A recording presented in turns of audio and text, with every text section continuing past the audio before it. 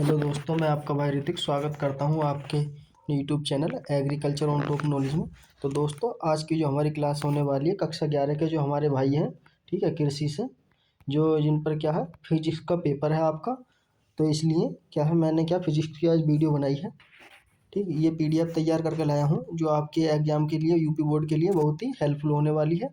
तो दोस्तों, अगर आप इंटर की क्लास में भी हैं, अगर आप यूपी कैटेट का एग्जाम देना चाह रहे हैं, तो ये आपके लिए वेरी इंपॉर्टेंट क्लास है। ठीक है, वेरी इंपॉर्टेंट क्लास है, इसलिए आप इस वीडियो को शुरू से लेकर देखें और लास्ट तक देखें। ठीक है, तो दोस्तों, आपको ये क्लास है, ये उसमें कौन सा लेक्चर है आपकी किताब के अंदर, चौथा, यानी कि सरल रेखीय गति, जिसके अंदर हम क्या पढ़ेंगे, चाल के बारे में, वेग के बारे में और त्वरण के बारे में। ठीक है, इन चीज़ के बारे में क्या उस चैप्टर के हम अंदर क्या पढ़ते हैं।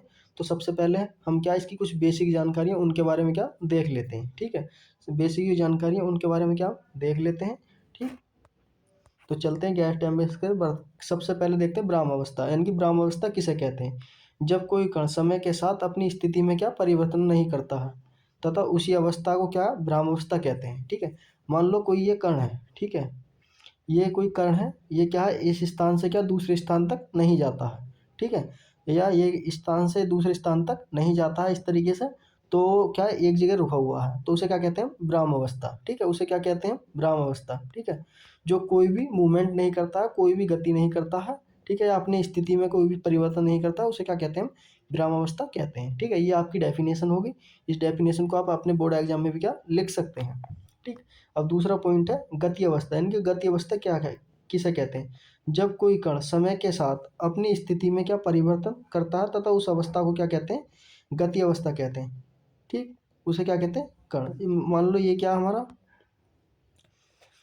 ये कोई कण है, ठीक है, ये क्या एक स्थान से क्या दूसरे स्थान तक चला गया। यहाँ पर टाइम क्या था, 1 मिनट था, उसके बाद क्या हो गया है, 2 मिनट होगी। ठीक है, तो इसने क्या करा, टाइम के साथ क्या अपनी गति में क्या परिवर्तित करा इन्होंने, यानी कि टाइम के समय पे क्या गति को क्या परिवर्तित करा, तो उसे क्या कहते हैं, गति अवस्था कहते हैं। ठीक है, जब कोई कण, आप ये देख सकते हैं, जब कोई कण समय के साथ अपनी स्थिति में परिवर्तन करता है तो उस अवस्था को क्या कहते हैं, गति अवस्था कहते हैं। ठीक, अगला पॉइंट है दूरी।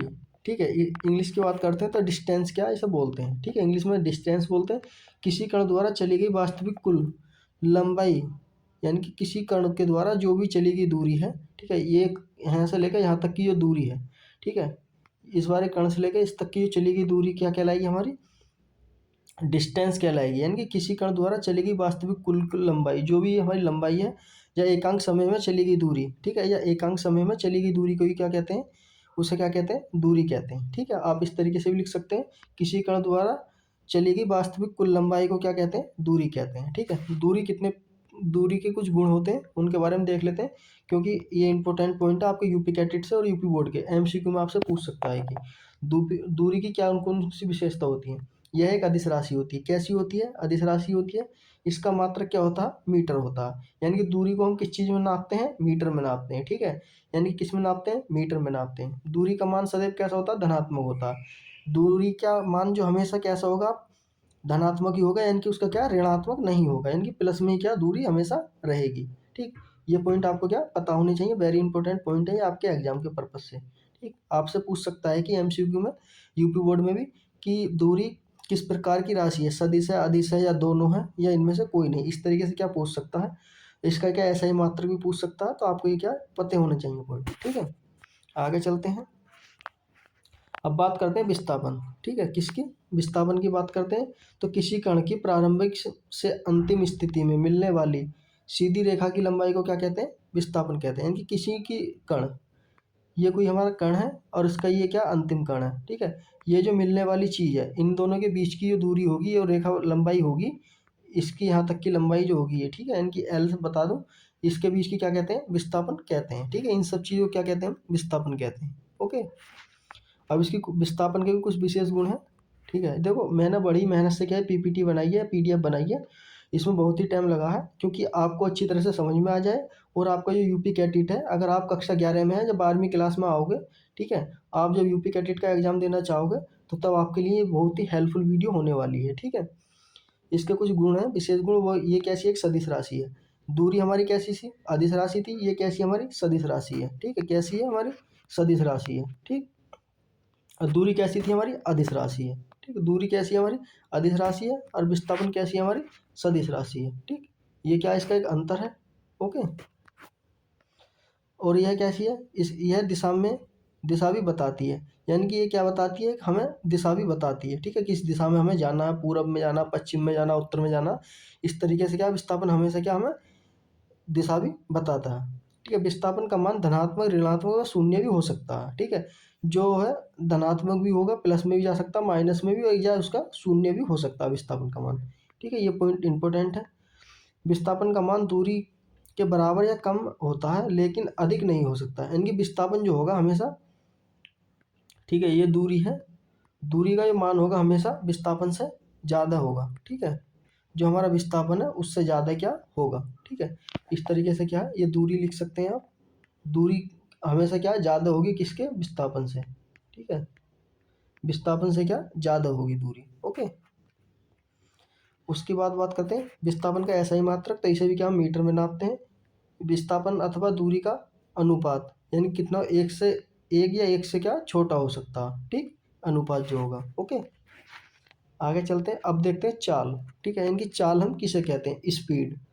परिभाषा की बात करते हैं, एकांक कण के द्वारा चली गई दूरी, यानी कि चली गई कुल दूरी को क्या कहते हैं, चाल कहते हैं। यानी कि एक सेकंड में एक कण द्वारा चली गई दूरी, ठीक है, एक सेकंड में जो भी हम दूरी चल देंगे उसे क्या कहते हैं, चाल कहते हैं। ठीक है, उसे क्या कहते हैं, चाल कहते हैं। चाल का सूत्र क्या होगा, दूरी बटे समय।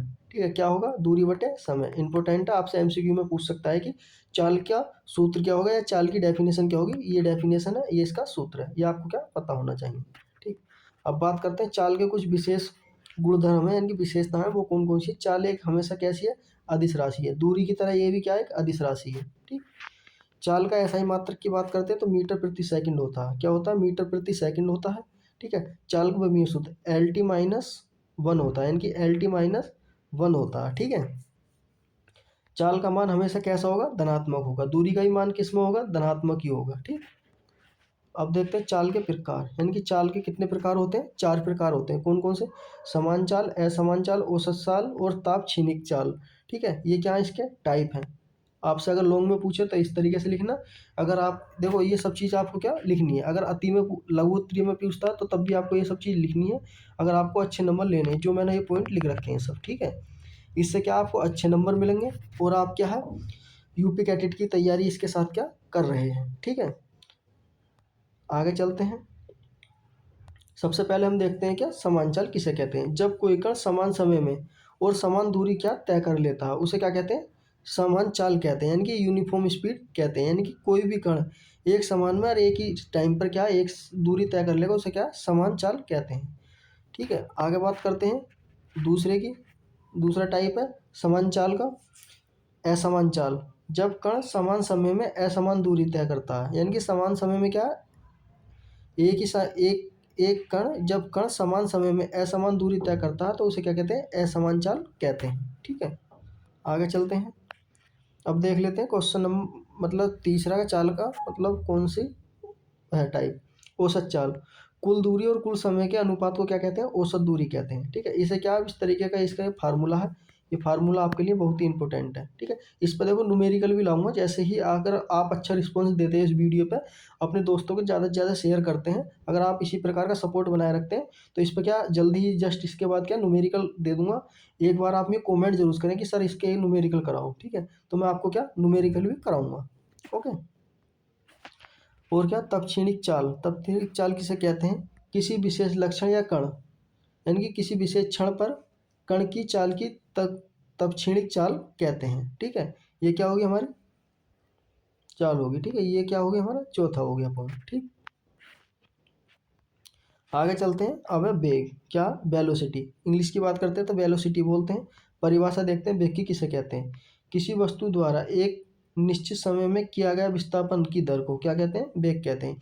यानी कि किसी वस्तु द्वारा एक निश्चित समय में किया गया विस्थापन की दर को क्या कहते हैं, वेग कहते हैं। वेग का सूत्र क्या होगा, वेग बराबर विस्थापन बटे समय होता है। यानी कि वेग बराबर विस्थापन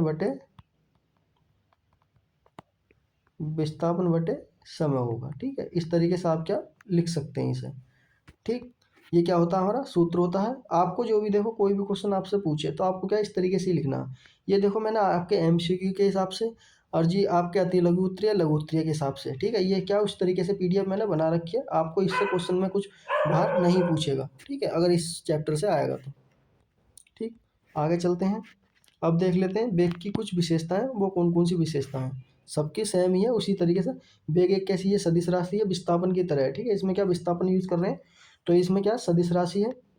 ऐसा ही मात्रक की बात करते हैं मीटर प्रति सेकंड होता है, और इसका क्या विमीय सूत्र की बात करते हैं LT-1 होता है, ठीक है, LT-1 होता है। अब बात करते हैं वेग के प्रकार, ठीक है, वेग कितने प्रकार का होता है उसके बारे में क्या हम जानते हैं थोड़ी सी। वेग के प्रकार, समान वेग यानी कि यूनिफॉर्म वेलोसिटी, वह वेग जिस जिसमें ना तो वेग का परिणाम होता है, ना बदलता है, और ना ही क्या दिशा बदलती है। तो ऐसे वेग को क्या एक समान वेग हम कहते हैं। यानी कि ऐसा वेग ना तो किसी का उसका परिणाम बदलेगा और ना ही दिशा बदलेगी, उसे कहते हैं हम क्या, समान वेग कहते हैं। क्या कहते हैं, समान वेग कहते हैं, ठीक है। असमान वेग की बात कर लेते हैं, वह वेग जिसका परिणाम बदल जाता है और दिशा भी बदल जाती है, या दोनों ही एक साथ क्या बदल जाते हैं, तो ऐसे वेग को क्या कहते हैं, हम असमान वेग कहते हैं, ठीक। अब दूसरा देख लेते हैं, तीसरा टाइप इसका, वेग का औसत वेग, कुल विस्थापन और कुल समय का अनुपात को क्या कहते हैं, औसत वेग कहते हैं। इसका जो फार्मूला हो जाएगा ये हो जाएगा, ठीक है, कुल विस्थापन अपॉन, ठीक है, इसके भी क्या बटे में क्या इस तरीके से लिख सकते हैं, कुल समय, ठीक है, कुल समय यानी कि कुल विस्थापन बटे कुल समय, ठीक है, औसत इसका क्या वेग हो जाएगा। इंपॉर्टेंट है इसका फार्मूला, ठीक। तो वो फार्मूला ये आपको न्यूमेरिकल में क्या काम देंगे, इसलिए आपको क्या है पता होना चाहिए, ठीक है। अब देख लेते हैं इसका जो है वेग का लास्ट है, ठीक है। तब क्षणिक वेग किसे कहते हैं, किसी विशेष क्षण पर कण के वेग, तब क्षणिक वेग क्या कहलाता है, यानी कि किसी विशेष क्षण पर क्या कण का क्या एक वेग होगा, उसे क्या कहते हैं, तब क्षणिक वेग कहते हैं, ठीक है, उसे क्या कहते हैं, तब क्षणिक वेग कहते हैं। तो थैंक यू दोस्तों। देखो त्वरण का बचा है और गति के नियम बचे हैं। अगर आप अच्छा रिस्पॉन्स देते हैं तो उसी के साथ क्या मैं न्यूमेरिकल भी लाऊंगा इस वीडियो में, ठीक है, और जो बचा हुआ है त्वरण के बारे में और गति के 3 नियम हैं उनके बारे में, ठीक है। तो इसलिए आप इस वीडियो को ज़्यादा से ज़्यादा शेयर करें और कमेंट में बताएं आपको ये हमारी वीडियो कैसी लगी। तो दोस्तों अगर आप यूपी कैटेट की तैयारी करना चाहते हैं इंटर में आने के बाद, तो आप, ठीक है, मेरे इस व्हाट्सअप नंबर से जुड़ सकते हैं, बिल्कुल फ्री ऑफ कॉस्ट क्या मैं तैयारी कराता हूँ।